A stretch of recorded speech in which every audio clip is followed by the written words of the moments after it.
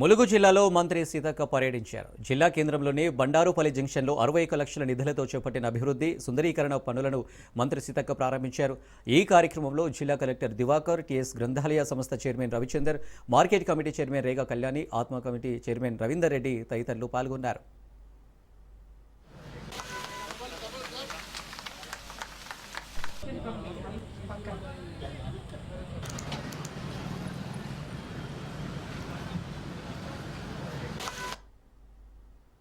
ఇంకా పట్టణ ప్రజలు గాని, ములుగు జిల్లా ప్రజలు గాని, ఉద్యోగులు గాని, పత్రికా మీడియా సోదరులు గాని మీకు ఇంకేమైనా ఆలోచనలున్నా మాతో పంచుకోండి.